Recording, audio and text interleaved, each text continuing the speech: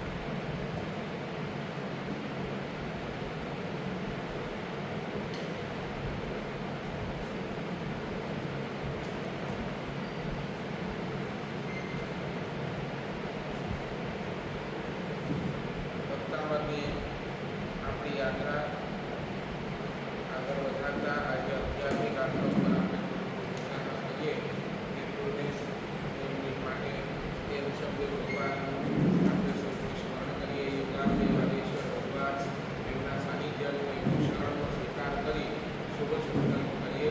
આંખો બંધ કરીએ એક 2 મિનિટ માટે એ યોગાદેવ આદેશ્વર ભગવાનને નિહાળવાનું, એમની કૃપાને જીવવાનો પ્રયાસ કરીએ.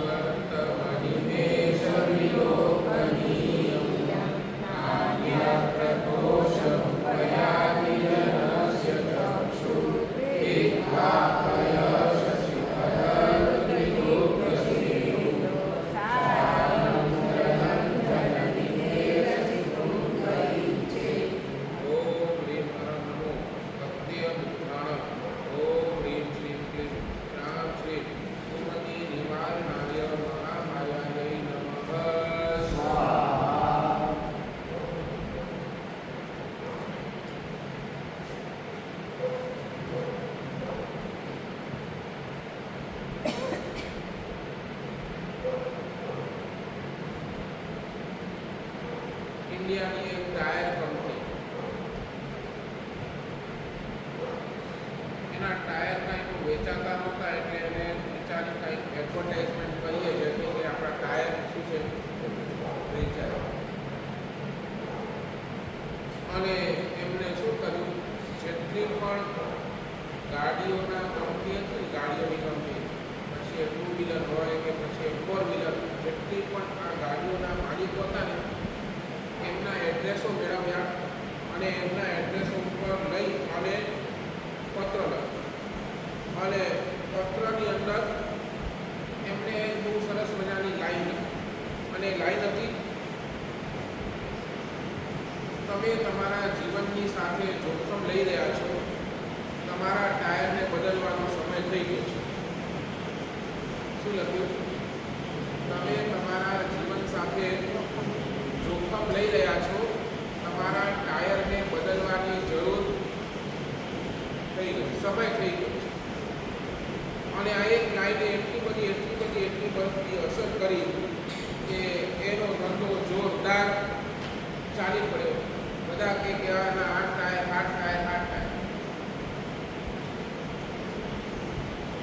આજે શાસ્ત્રકાર ભગવંતો પણ આપણી સામે આ એક પંક્તિ વારંવાર કહે છે. આપણને સૌને સજાગ કરવા માટે શાસ્ત્રકાર ભગવંત કહે છે કે જીવ તું તારા જીવનની શાંતિ, પરલોકની સદગતિ કેમ એના માટે જોખમ ઉઠાવી રહ્યો છે? તારા મનને બદલવાની જરૂર છે. સમજાય? તારા જીવનની શાંતિ, તારા પરલોકની સદગતિ જોખમમાં છે. શું છે? આપણને બદલવાની શેની જરૂર છે? હવે કોને બદલવાની જરૂર છે? આપણા મનને હવે બદલવાની જરૂર લાગે છે. કાંઈક એવું જ માનતો સુરેશ્વરજી મહારાજા 11મી ગાથાની અંદર પણ કહી રહ્યા છે.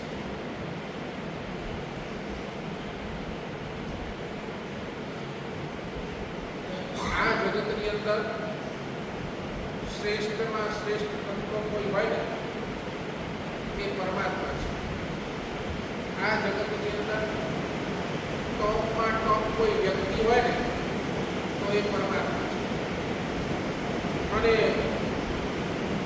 આ માનતો સુરેશ્વરી મહારાજા આ ગાથાની અંદર એટલા ભાવ નાખી રહ્યા છે. એ કહી રહ્યા છે, ભગવાન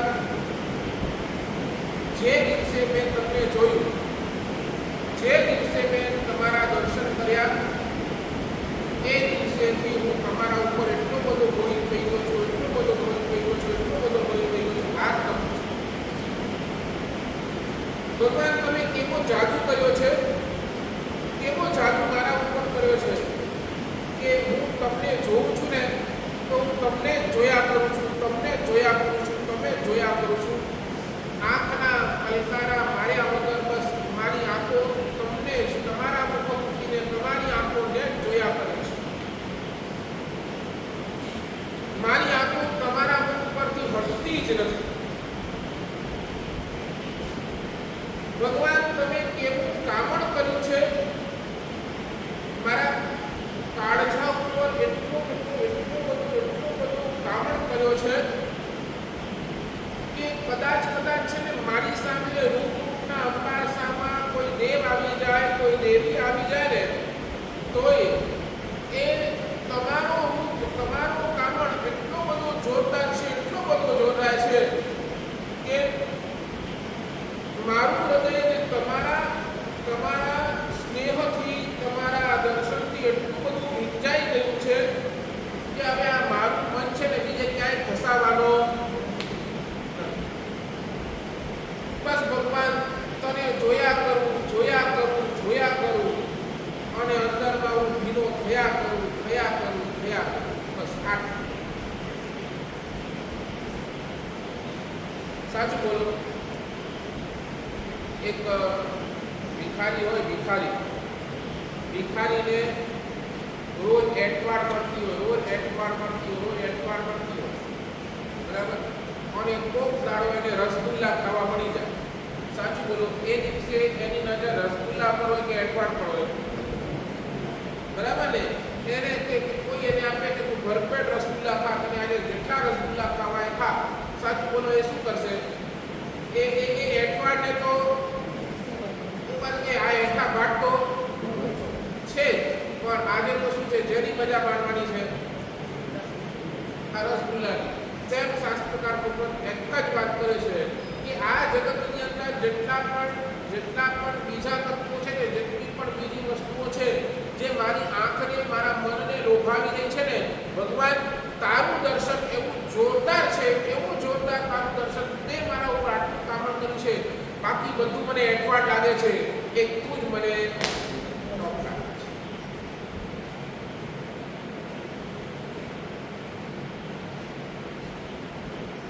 અહીંયા ઉદાહરણ આપ્યું છે, માનતુશ્રીમાં અહીંયા ઉદાહરણ આપ્યું છે.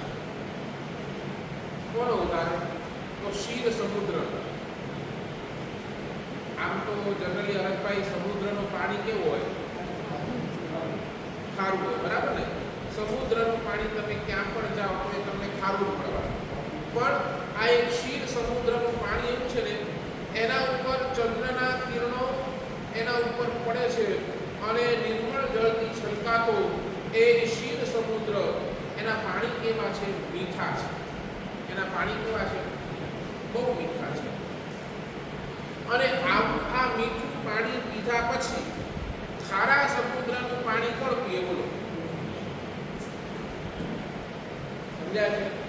મીઠું એવું સાકરથી પણ, મધથી પણ, તમે કહો કે અમૃતથી પણ મીઠું એવું પાણી એકવાર તમે ટેસ્ટ કરી લીધો પછી આ ખારા સમુદ્રનું પાણીને કોઈ હાથ પણ લગાવે?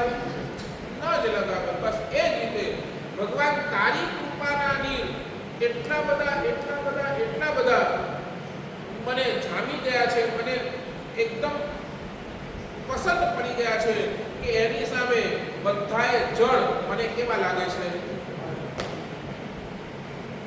એટલે ભગવાન તારું દર્શન મને કેવું? તો ક્ષીર સમુદ્રના જળ જેવું, અને બીજું બધું જ દર્શન મને આ ખારા સમુદ્ર.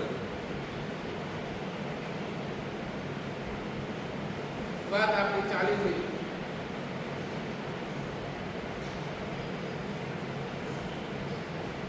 એ દિવસે પરમ દિવસે મેં કીધું ને, આપણું જીવન સફળ ક્યારે થાય? આપણું જીવન સફળ ક્યારે થાય? મને શું મળ્યું છે એનાથી આપણું જીવન સફળ નથી થતું, પણ હું શું આપું છું, હું આ જીવનને શું આપું છું, એનાથી આપણું જીવન સફળ. અને એના સંદર્ભની અંદર આપણે વાત કરી હતી દૂધની, બરાબર ને? પહેલા નંબરની અંદર દૂધમાં લીંબુ પડે તો દૂધ ફાટી જાય, દૂધ ખતમ થઈ જાય, તાકાત ખતમ થઈ જાય, તો ત્યાં શાસ્ત્રકાર કહે છે કે આપણા જીવનની અંદર આપણું જીવન દૂધ જેવું, અને એની અંદર પ્રલોભનોના લીંબુ પડે તો આખો આપણો જીવન બરબાદ થઈ જવા વગર રહે નહીં.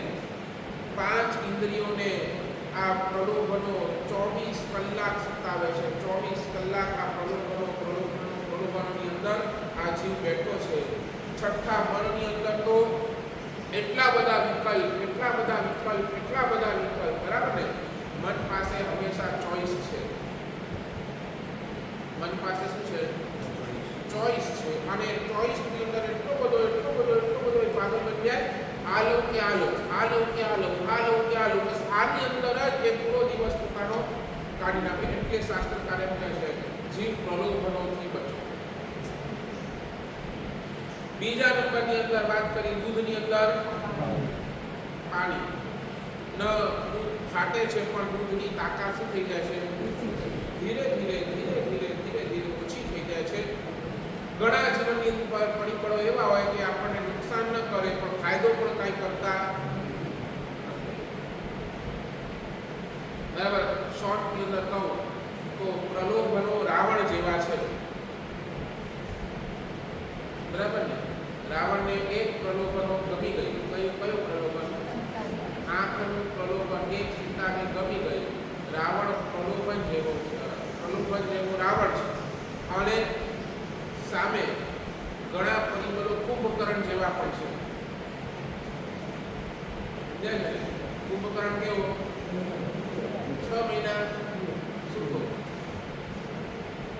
આપણને કદાચ છે ને શાસ્ત્રકાર એમ કહે છે રાવણથી તો દૂર રહેવું જ પડે, પણ ક્યારેક કુંભકર્ણથી પણ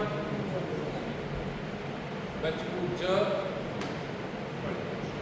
એટલે પહેલા નંબરની અંદર દૂધની અંદર લીંબુ, બીજા નંબરની અંદર દૂધની અંદર પાણી, આજે ત્રીજી વાત કરી છે દૂધની અંદર સાકર.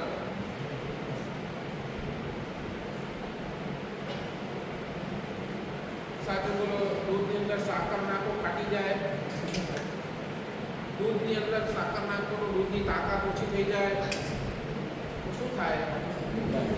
તો એ દૂધ શું થઈ જાય? સ્વાદિષ્ટ બની જાય. બરાબર ને? દૂધ જે ફીકું હતું, જે એકદમ નીરસ હતું, એની અંદર સાકર પડી એટલે દૂધ શું થઈ ગયું? મીઠું. તેમ શાસ્ત્રકાર ભગવંતો કહે છે તમારા જીવનને જો મીઠું બનાવવું હોય, તમારા જીવનને જો સ્વાદિષ્ટ બનાવવું હોય તો તમારી આંખો સામે ત્રણ ચીજો રાખો. 3 ચીજો.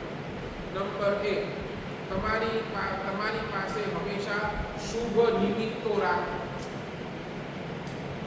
શું રાખો? શુભ નિમિત્તો. નંબર 2, તમારી પાસે હંમેશા શુભ આલંબનો રાખો. આલંબન. અને નંબર 3, તમારી સાથે હંમેશા શુભ પ્રેરણા રાખો.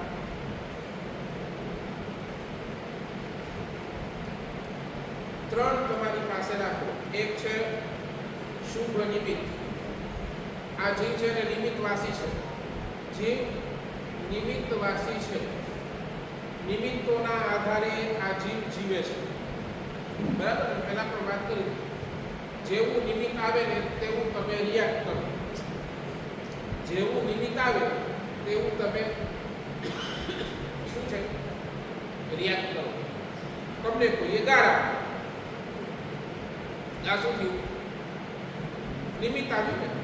નિમિત્ત આવ્યું. તમને કોઈએ ગાળ આપી, તમે રિએક્ટ શું કર્યું? શેનાથી રિએક્ટ કર્યું? સમજ્યા છે? ગાળ આપી એટલે તમે પણ સામે ઉશ્કેરાઈ ગયા, તમે પણ સામે જેમ તેમ બોલવા. તો ભગવાન કહે છે જીવ 24 કલાક નિમિત્તોની વચ્ચે બેઠેલો છે. એક પણ ક્ષણ એવી નથી કે જે એને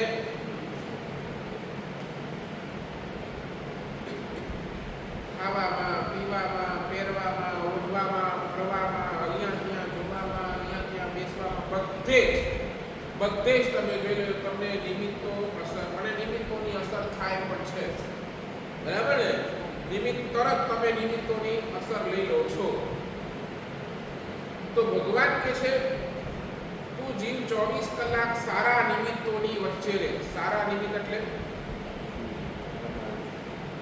સારા નિમિત્તોની વચ્ચે રહે, જેનાથી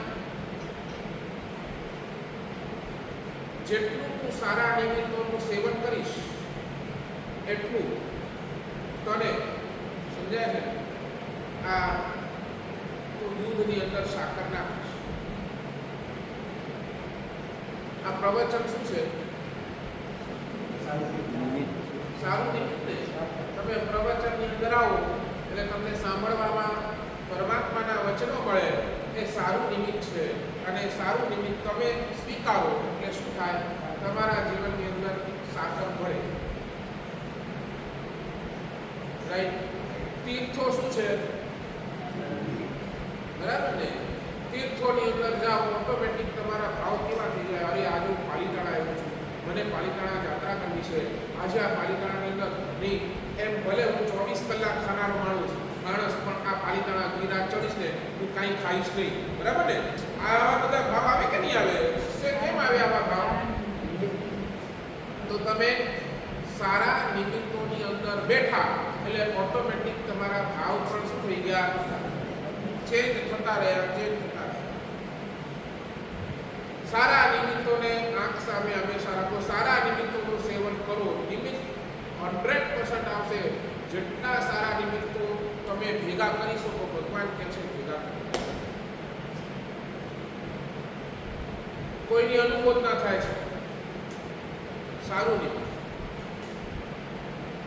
કોઈની તમે અનુમોદના કરો છો, સારું નિમિત્ત. સાચું બોલો શાસ્ત્રકાર ભૂપત આપણને સૌને એક પ્રશ્ન કરે છે અહીંયા, તમને ગમે સારું નિમિત્ત ગમે કે ખરાબ નિમિત્ત ગમે?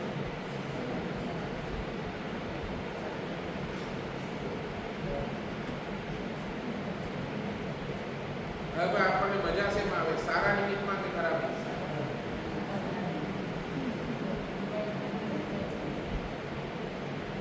કોઈ કે હમણાં પાલિતાણા હાલો અને કોઈ કે હમણાં લોનાવાલા હાલો.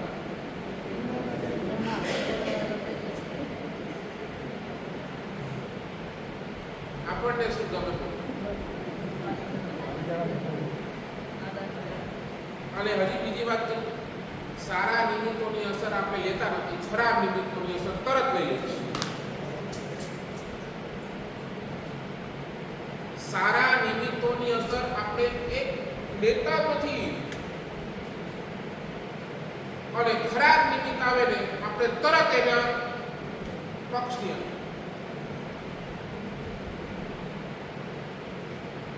અહીંયાથી હું ગલા પાડી કહું કે ભાઈ રાત્રિ ભોજન નહીં કરો, રાત્રિ ભોજન નહીં કરો, રાત્રિ ભોજન કરો, આની અસર તમને થતી જ નથી. અને કોઈ કેને ચાલે હોટલની અંદર તરત સમજાય ને હું શું કહું છું? સારા નિમિત્તોની અસર આપણે લેતા નથી અને ખરાબ નિમિત્ત જેવું આવે છે એના અસરની અંદર તરત આપણે તણાઈ જઈએ છીએ, તણાઈ જઈએ. આ આપણા જીવનની સૌથી મોટી દુર્ભાગ્ય.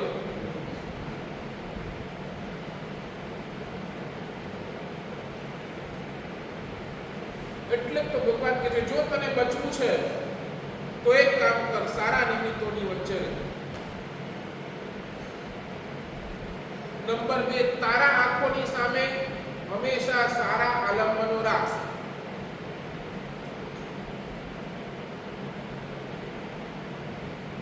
પાપીનું આલંબન તમે લેશો ને તો તમને પાપ કરવાનું મન થશે. રિપીટ, પાપીનું આલંબન જો તમે લેશો ને તો તમને પાપ કરવાનું મન થશે. અને આંખ સામે કોઈ સારું નિમિત્ત રાખશો ને તો તમને ધર્મ કરવાનું મન થશે. નહીં સમજ્યા? આપણી પાસે આલંબન કેવું? પરમાત્માની પ્રતિમા સામે હશે ને એ આલંબન તરીકે શ્રેષ્ઠ તમને પરમાત્માની પ્રતિમા જોતા ભાવ અલગ આવશે. અને એક તમે ટીવી સામે બેઠા હશો ને એ ખરાબ આલંબન સામે તમે હશો તો 100% તમારા મનની અંદર ભાવ અલગ આવશે.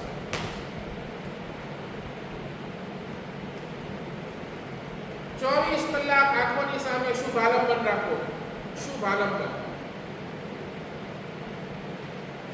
કાં તો પરમાત્માનો ગ્રંથ હોય, ક્યાંક પરમાત્માના વચનો હોય, ક્યાંક ભગવાનના દર્શન હોય, સજ્જન પુરુષોના દર્શન હોય, સંત પુરુષોના દર્શન હોય, ક્યાંક સાધર્મિકોનો સહવાસ હોય. આ બધું શું છે તો સારા આલંબનો છે. અને એની વચ્ચે જીવ રહી જાય કામ થઈ.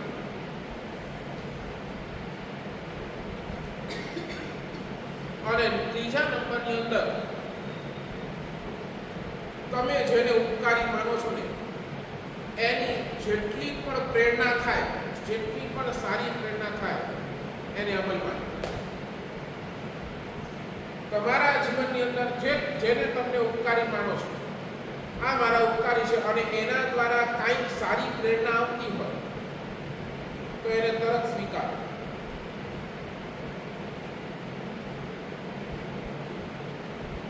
તમારા મમ્મી કે તમારા માતાજી કે નહીં આજે મને દેરાસર દર્શન કરવા જવા છે, અથવા તો બેટા તું આજે છે ને એક કામ કર, આજે માળા ગણી લે. તમારા ઉપકારી તરફથી તમને સારી પ્રેરણા મળી, તરત એને યસ. આ ત્રણ જો તમારી પાસે હશે તો તમારું જીવન 100% રહેશે.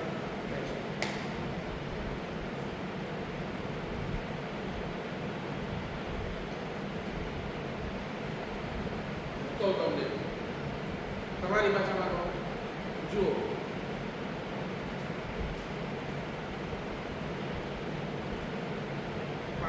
પાઉંભાજી સ્વાદિષ્ટ છે પણ પૌષ્ટિક નથી.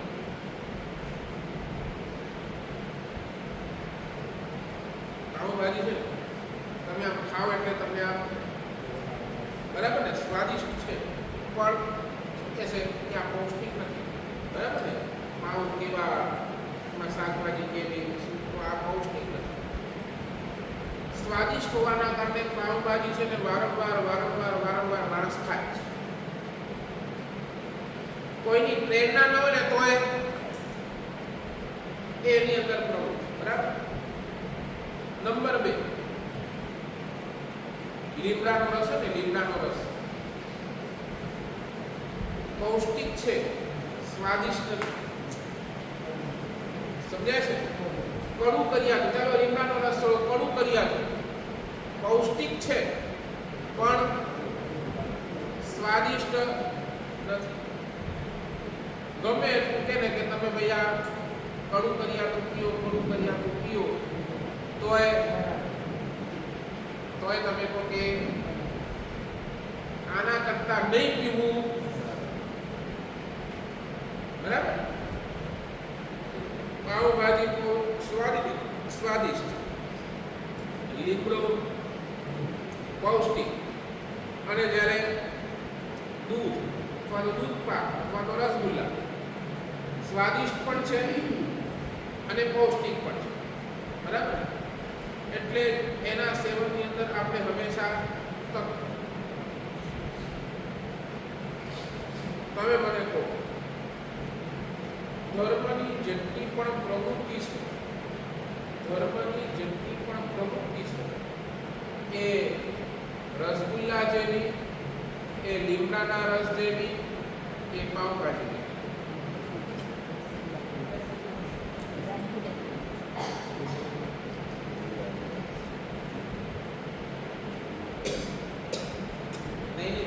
તમે શું માનો છો? ભગવાન તો કહે છે રસગુલ્લા જેવી. તમે શું માનો છો એ કહી. સમજ્યા મારી વાત? તમે શું માનો છો? ધર્મની જેટલી પણ પ્રવૃત્તિ છે, ધર્મની જેટલી પણ આરાધના છે, એ પાઉંભાજી જેવી, એ લીમડાના રસ જેવી, કે એ રસગુલ્લા જેવી. તમે શું માનો છો એ બોલો. હૃદય કાંતિભાઈ શું માનો છો?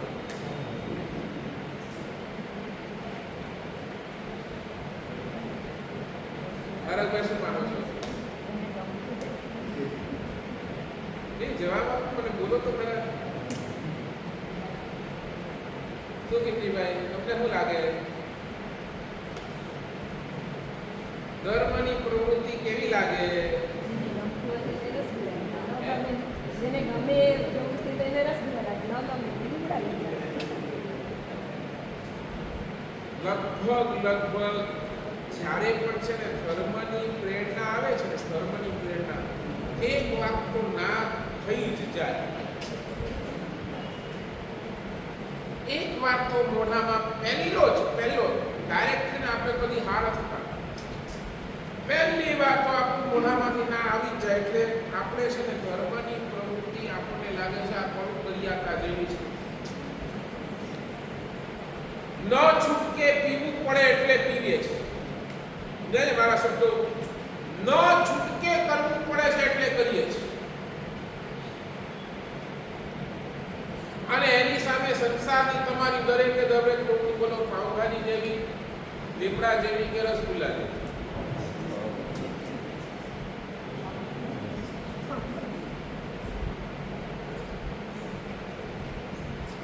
તમે છે ને સંસારની દરેકે દરેક પ્રવૃત્તિ તમને શું લાગે છે? એ સ્વાદિષ્ટ પણ લાગે છે ને એ પૌષ્ટિક પણ લાગે છે. કરવા જેવું તો આ જ છે. સંસારની દરેકે દરેક પ્રવૃત્તિની અંદર કેમ એટલા બધા રાચે પાછા? કારણ કે તમને રસગુલ્લા જેવી લાગે છે. નહીં, કરવા જેવું તો આ જ. અને ધર્મની પ્રવૃત્તિ તમને લીમડાના રસ જેવી લાગે છે. ભાઈ મરી જઈએ તો પણ ન કરીએ.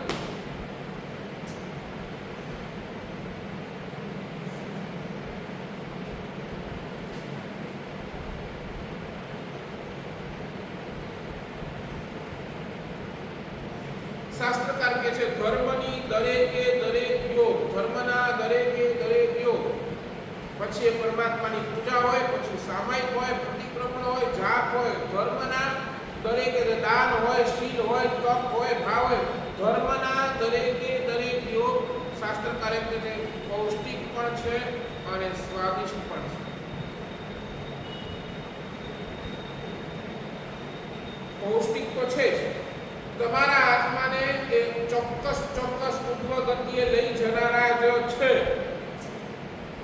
પણ તમે ધારો ને તો એને સ્વાદિષ્ટ પણ કરી શકો એમ છો. તમે ધારો તો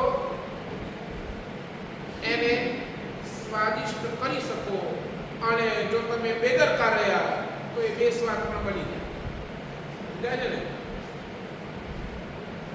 સામાયિક કરી પણ કોઈ ભાવ જ સંવત્સરીનો એક પ્રતિક્રમણ કરવું પડે ને, જીવને કેટલો બધો જોર આવતો હોય પછી વરસ દાડાનું એક પ્રતિક્રમણ, અને એને પણ જીવે કેટલો આમ 3 કલાક બેસવું પડશે, કાંઈ નહીં, શું આપણને કાંઈ ખબર ન પડે, શું કરવાનું, શું સાંભળવાનું, કાંઈ જ ગતાગમ પડતી નથી. 3 કલાક આમ ત્યાં બેસવાના. શું થયું? ઉત્તમ એવો ક્રિયા, ઉત્તમ એવો યોગ, સકલ જીવ રાશિ સાથેનો એક ઈચ્છાની પ્રભુનો એક ભાવ, અને એની અંદર આખો આપણે એને બેસ્વાદ બનાવી. પ્રતિક્રમણે શું છે? પ્રતિક્રમણે બીજું કાંઈ નથી, સકલ જીવ રાશિ સાથેનો એક ઈચ્છાની ઉપલબ્ધ, તમે કરેલા પાપોનું ઈચ્છાની ઉપલબ્ધ, તમે કરેલા ખોટા કાર્યોનું ઈચ્છાની ઉપલબ્ધ, બરાબર ને? એ પણ જો આપણે ભાવથી નથી કરતા, એના માટે પણ એટલે 100% તમારા આત્મા માટે પૌષ્ટિક કે નહીં? 100% તમે બોલો કે નહીં, એ આત્મા માટે 100% પૌષ્ટિક છે.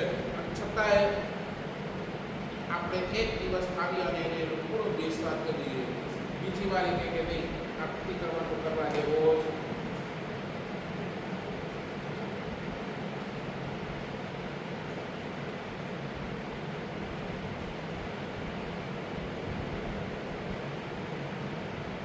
નહીં. નથી બેસતી વાત. સાચું બોલો, દૂધ સ્વાદિષ્ટ ક્યારે બને?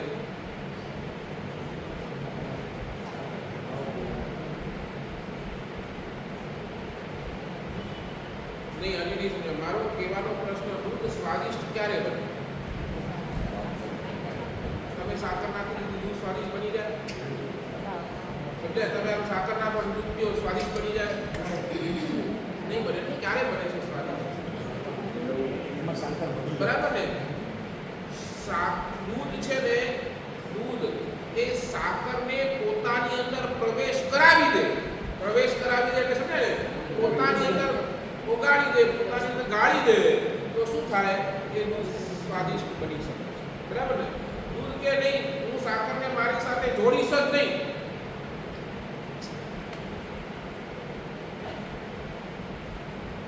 બસ આ જ ન્યાય. આપણા દરેકે દરેક શુભ યોગો, આપણા દરેકે દરેક શુભ આલંબન, આપણા દરેકે દરેક શુભ પ્રેરણા, ધર્મની દરેકે દરેક પ્રવૃત્તિ સ્વાદિષ્ટ ક્યારે બનશે?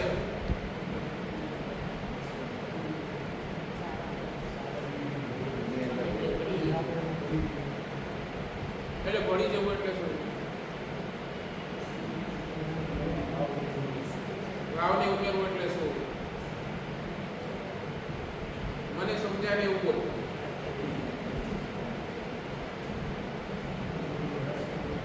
હા, હવે તમે બોલો ને, સાકર ક્યારે ભળી? જ્યારે એની અંદર દૂધે જેને સાકરને બરાબર ને ઓગાળી નાખી, તેમ જ્યાર સુધી ધર્મની ક્રિયાની અંદર તમારા મનની અંદર તમે રસ લેતા નથી, ત્યાર સુધી એ શુભ યોગો, એ દરેકે દરેક ધર્મની આરાધના શું થશે?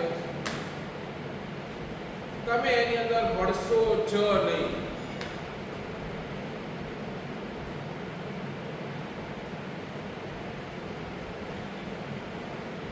શુભ યોગોની અંદર તમારો રસ ભળી ગયો, તમારો ઇન્ટરેસ્ટ ભળી ગયો, સમજાય ને? તમારું મન એની અંદર ભળી ગયું એટલે શું થયું?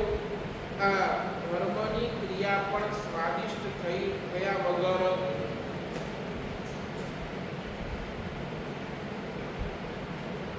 જેમ સંસારના દરેક પ્રવૃત્તિની અંદર તમે રસ લો છો, સાચું બોલો ને? તમારા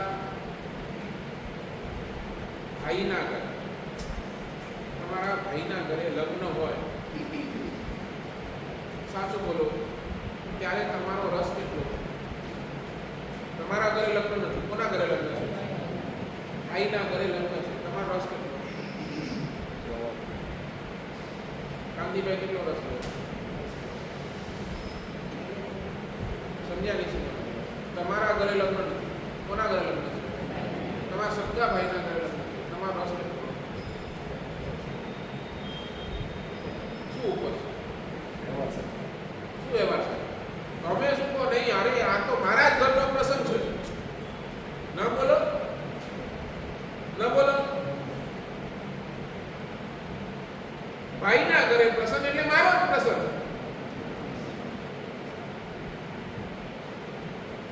કેમ ભણી જાઓ તમે? બરાબર ને? મહેમાનોની આગતા સાગતા હોય કે એમને જમાડવાના હોય અને એની અંદર તમને ભાઈએ જવાબદારી સોંપી હોય કે ભાઈ આટલું જરા જોઈ લેજે. સાચું બોલો, કેવું કરો? સોંપે ને તમારા ઘરમાં, ન સોંપે ને તમે એમાં જ લઈ લો.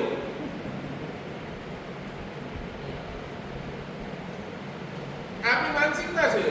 ન સોંપેલું હોય ને એ કાર્ય જેટલું તમને ગમે તમે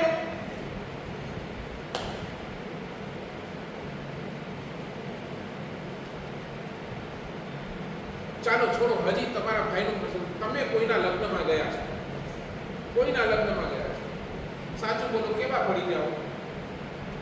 હવે આજે હમણાં કેટલું જોરદાર લાગુ છે, સમજે છે? કેવા પડી જાઓ? તૈયારી જોરદાર, ડેકોરેશન જોરદાર, અને એટલા ભળી જાય એટલે તમે સામે જઈને પૂછો ને કે ભાઈ કોની પાસેથી ડેકોરેશન કરાવ્યું? બરાબર, બરાબર. કોણ છે આ કેટરર્સ વાળો? જમવાનું તો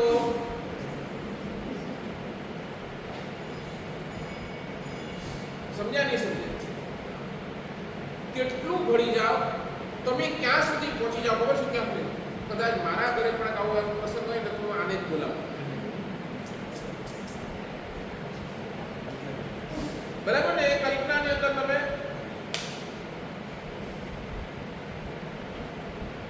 ચાર કરો. કેટલો બધો રસ, કેટલો બધો રસ સંસારની પ્રવૃત્તિની અંદર આપણે લઈ લઈએ છીએ, અને જ્યારે ધર્મની વાત આવે છે ત્યારે આપણી ધર્મની દરેક ક્રિયા નિરસ.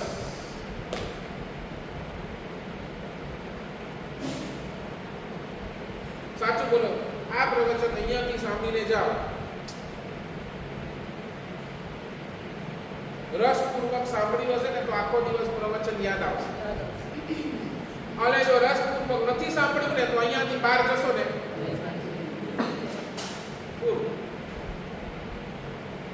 કોઈ બહાર આવીને તમને આજ માસેનું પ્રવચન થયો, આ જો ને માસેનું પ્રવચન, માસે કોણ છે આપણને એ તો ખબર નહીં પડતી ક્યાં પડે.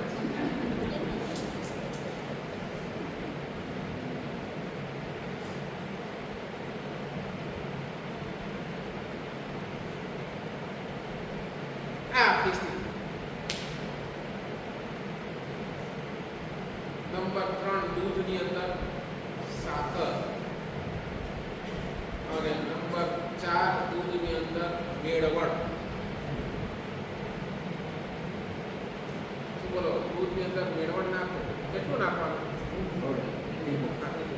શું થાય? દૂધ ફાટી જાય, દૂધની તાકાત ઘટી જાય, દૂધ મીઠો થઈ જાય. શું થઈ જાય?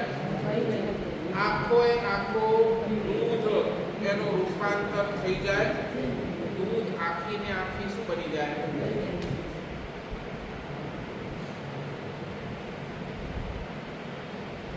જીવ જ્યારે પણ શુભ નિમિત્તોની પાસે રહે, શુભ આલંબનોની સાથે રહે, શુભની પ્રેરણા, શુભ પ્રેરણાને ઝીલતો રહે ને તો શું કરશે? આના સેવનથી, આ ત્રણેયના સેવનથી, શુભના સેવનથી, સારા નિમિત્તોની વચ્ચે રહેવાથી, એની સેવનથી માનવ શું થશે? એના આત્મદ્રવ્યને ધીરે ધીરે ધીરે ધીરે ધીરે ધીરે નિર્મલ કરતો જશે.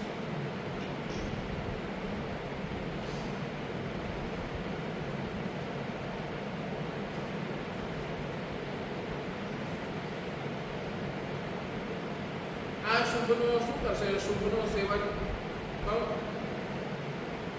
બે કામ કરે. શુભનો સેવન પહેલા નંબરની અંદર પુણ્યનો બંધ કરાવે.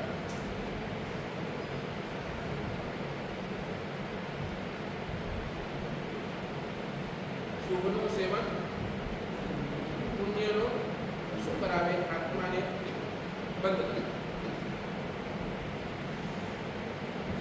આત્મા ઉપર પુણ્યનો બંધ થાય, પણ શાસ્ત્રકાર ભગવાન નવતત્વની અંદર કહે છે આ પુણ્ય પણ છે ને, આ પુણ્ય તત્વ પણ કેવો છે? તો લોહની સાંકળ જેવો છે. આ સોનાની સાંકળ જેવો છે. કેમ સોનાની સાંકળ થઈ? પુણ્ય તો સારું ને, પુણ્ય સારું, પણ કેમ સોનાની સાંકળ થઈ? કારણ આ સોનાની સાંકળ શું કરશે? તમને હજી પણ સંસારની અંદર તો રંકાવશે.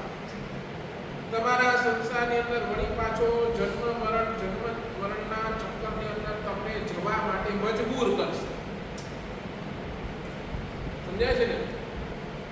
શુભ નિમિત્તોનું સેવન, શુભનું સેવન તમને પુણ્યનો બંધ કરાવશે, અને એ પુણ્યનો બંધ વળી પાછા શું કરશે? સંસારની અંદર, ચાહે પુણ્યનો બંધ હોય કે ચાહે પાપનો બંધ હોય, બરાબર ને? તમને સંસારની અંદર તો આવવું જ પડશે. પુણ્યનો બંધ સોનાની સાંકળ, પાપનો બંધ લોખંડની સાંકળ.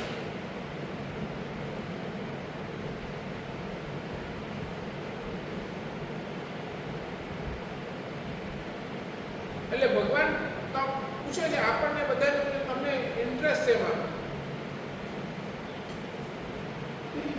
ધર્મ ક્રિયા કરીને તમને પુણ્ય બાંધવું છે.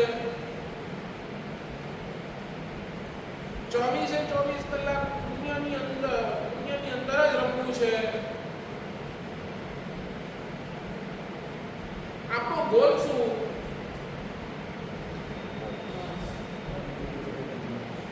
ધર્મ કર્યા પછીનો આપણો ગોલ શું?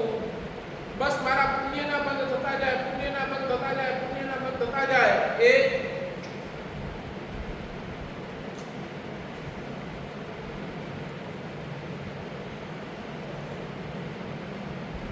સાચું બોલો. એક નાનો મતલબ, તમને પરમાત્માના દર્શન વધારે ગમે, અથવા તો પરમાત્માની પૂજા વધારે ગમે, કે એક સામાયિક કરવું વધારે ગમે? શાસ્ત્રકાર ભગવાન તમારી પાસે બે ઓપ્શન મૂકે છે. તમને કોઈમાંથી કોઈ એક ચોઈસ કરો, કા પરમાત્માની પૂજા અને કા સામાયિક. તમારું ચોઈસ છે.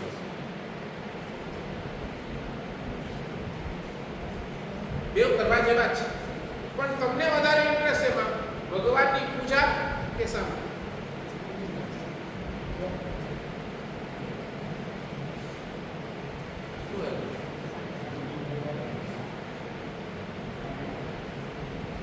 સમજ્યા મારો પ્રશ્ન? સમજ્યા નહીં સમજ્યા? તમારે ઇન્ટરેસ્ટ એમાં પરમાત્માની પૂજામાં કે સામાયિકમાં?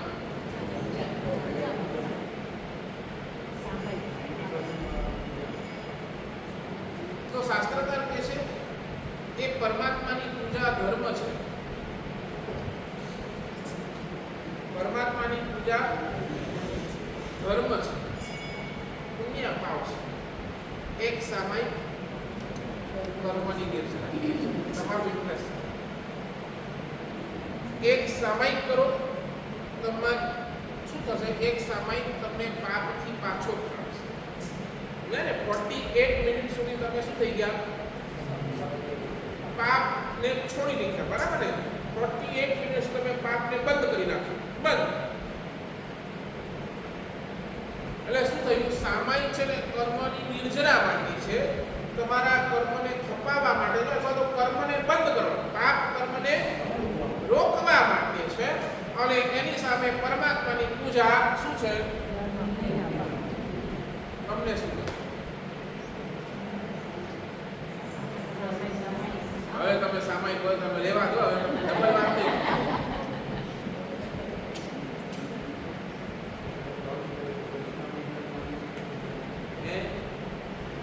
હું શું કહું છું? હું નહીં. પરમાત્માની ભક્તિ તમને શું કરાવી આપશે? તો શાસ્ત્રકાર કહે છે પુણ્યનો બંધ કરાવી આપશે. દર્શનાવર્ણ્ય જુઓ, દર્શનાવર્ણ્ય કરતા છે ને મોહનીય ખતરનાક છે. અહીંયા તમે પરમાત્માની પૂજા કરો છો, પણ એ પરમાત્માની પૂજાને તમે કેટલા ટાઈમ સુધી સંભાળી રાખો છો? બોલો, કેટલા ટાઈમ સુધી? જેવું તમે બહાર ગયા એટલે વળી પાછો મોહનીય તો અહીંયા તમે દર્શનાવર્ણ્ય પર ત્યાં મોહનીય તો પછી એ પરમાત્માની પૂજા કરતા કરતા ને તમે બહુ સરસ મજાની આંગળી કરી. શું થાય? બોલો, અંદરમાં અહંકાર આવે કે ના આવે? અહંકારનો સ્પર્શ થાય કે ના થાય? કે જો તમે કેવી સરસ મજાની પરમાત્માની આંગળી કરી, મેં કેવી સરસ, તમે અંદરથી એમ ફૂલાવો કે નહીં મેં કેવી સરસ આંગળી કરી, કેવી સરસ ભક્તિ કરી. જો તો એટલે શું થયું? તમે ભલે અંદર દર્શન ભગવાનની ભક્તિ કરી, તમે દર્શનાવર્ણ્યને તોડ્યા, પણ સામે મોહનીયને તો સાચું બોલો, દર્શનાવર્ણ્ય તૂટ્યા એનો લાભ કે મોહનીય બધાએ બંધાયું એ નુકસાન? ખોટો ને? અને એક સામાયિક કરો, તમને સામાયિક કોણ પૂછવા આવે?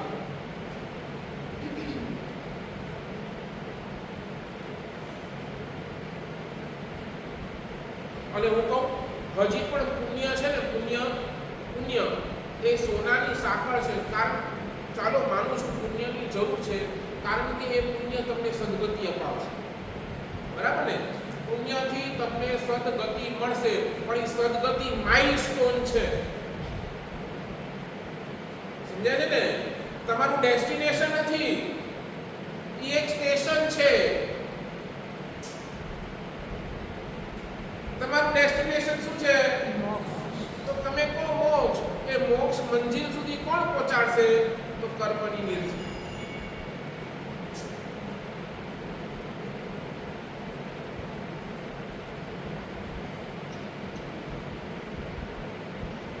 એટલે શાસ્ત્રકાર ભગવત એવું કહે છે, ધર્મ એવું કરો જે તમને માત્ર ખાલી પુણ્ય પદ સુધી સીમિત ન રાખે, પણ તમારા આત્માને પરમાત્મા બનાવી અને પરમ પદનો ભોગતા બનાવી.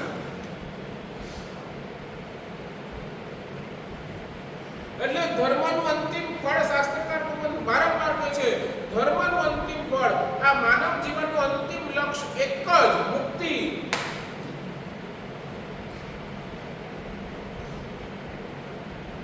જેમ દૂધ આખું પોતાનું અસ્તિત્વ છોડી અને દહીં બની ગયો, તેમ આત્મા પોતાનું આખું અસ્તિત્વ છોડી પરમાત્માની અંદર ભળી જાય.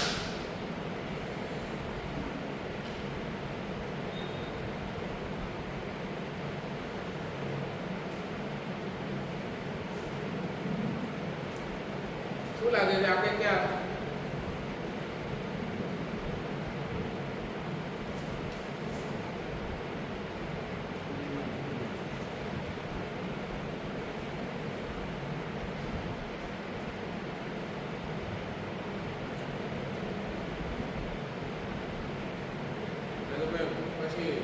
એવું વાત નહીં કરતા કે આજથી પૂજા બંધ મને ચોખવટ કરવી પડે. નહીં તો ઘણા એવા હોય કે આજથી આપણે પૂજા બંધ કરી દઈએ, સામાયિક કર્યા.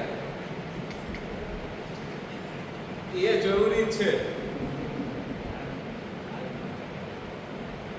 એ તો મારા સચ્ચા નિરાશ પૂજા કઈ જરૂર નહીં, સામાયિક અને હોય.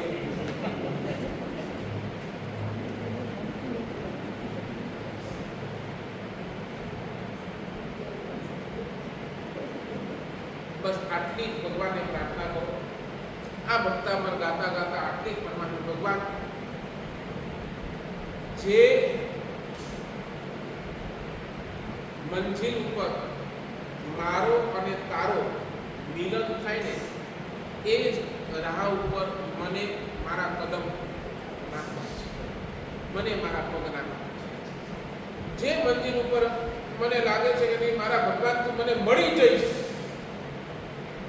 એ જ માર્ગ ઉપર મારે ચાલવું છે, બસ એના સિવાય.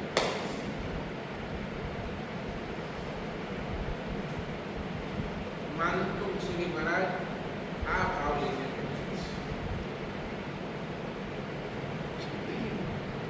માનતુમ શ્રી મહારાજ એમ નથી કહેતા તું બેડીઓમાં ઝઘડાયેલો છું ને આમ છું તેમ છું. માનતુમ શ્રી મહારાજનો ભાવ ક્યાં પહોંચ્યો છે?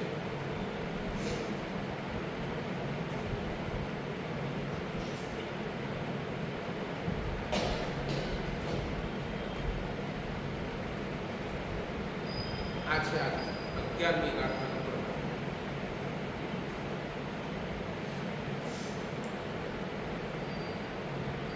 શાસ્ત્રકાર કહે છે 11મી ગાથા તમારા જીવનની અંદર નિરસ થયેલો પ્રેમ એને જાગૃત કરે છે.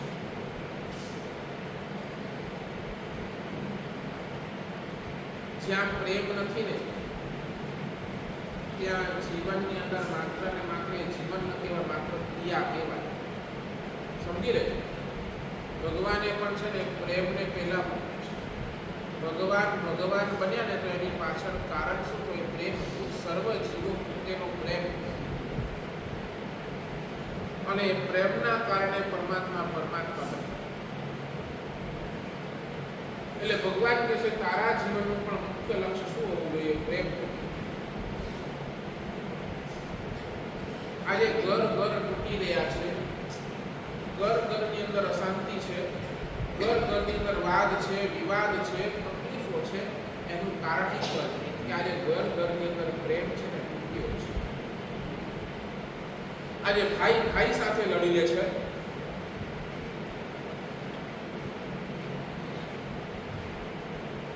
તો આ પ્રેમ તૂટ્યો છે. પરિવારની અંદર પ્રેમને જાગૃત કરવો હોય તો શાસ્ત્રકાર ભગવાન કહે છે આ 11મી ગાથા એનો સ્વાધ્યાય વારંવાર.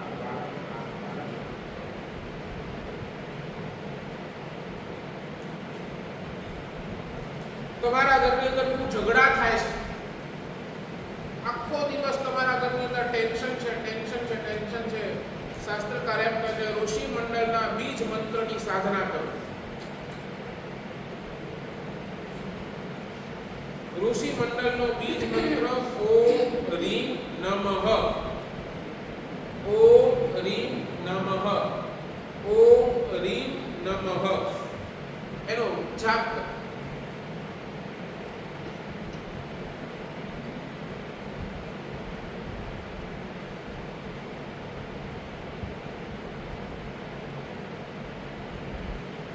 વારંવાર ઋષિ મંડળની આરાધના કરો. જેટલા પણ ટેન્શન છે, જ્યારે પણ ટેન્શન આવે ત્યારે આ ઋષિ મંડળ શું કરે છે? આ ઋષિ મંડળનો બીજ મંત્ર એ 24 તીર્થંકર ભગવંતોનો શક્તિ મંત્ર આ દીપ છે.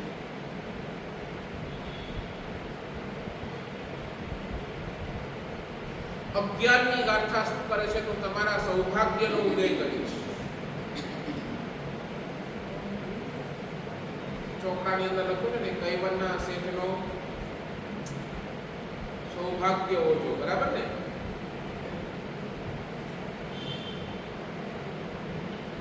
ચોકડાની અંદર દિવાળની અંદર શું લખવું છે? કયા શેઠ?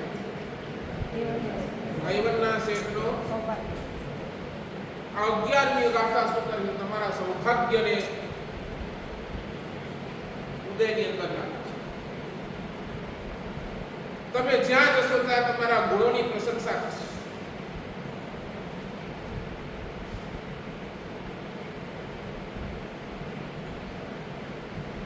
અગિયારમી ગાથા,